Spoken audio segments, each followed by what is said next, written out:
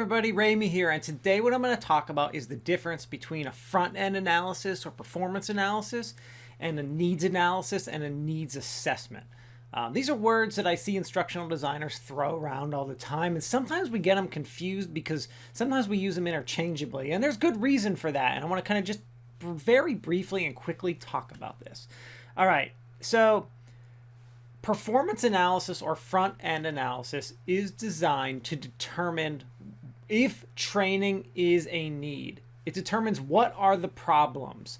Is it a training problem? Is it a communication problem? Is it a money problem? Is it a motivation problem? Is it a training problem? What is the problem? And we come up with potential solutions. Solutions are things like, we need to do training. At that point, we start our needs analysis and our needs assessment. Our needs analysis is designed to look at that training problem and determine what is the best possible solution. That involves like figuring out how the best possible solution within budget, within time, and within the scope of what the company's needs are. So that's the point of the needs analysis. Within that needs analysis, we do something called a needs assessment. The needs assessment is a gap analysis where we determine what they have versus what they don't have. This helps us determine how to solve their training problem. So we have this front-end analysis or performance analysis, which determines if training is a need. Needs analysis, which is how do we solve this training problem. And needs assessments within that needs analysis, it's the gap part, determining what they have versus what they don't have in order to help us come up with that solution.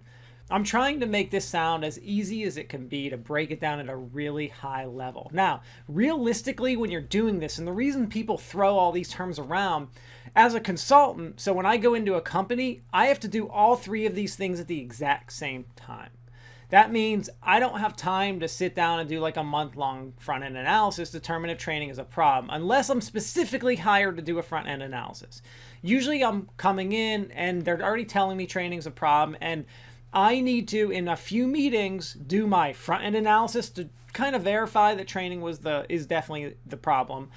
I have to do my needs assessment and needs analysis to determine how am I really going to solve this.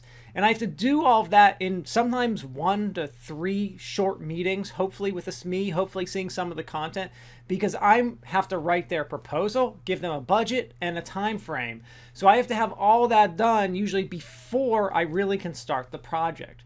So I'm doing that analysis, doing all 3 parts really quick and at the same time, which is one of the reasons why we get the terminology mixed up. Oh, we're doing a front-end analysis and it does all this stuff. Yeah, it can, because sometimes you're doing them all at the same time. That's why.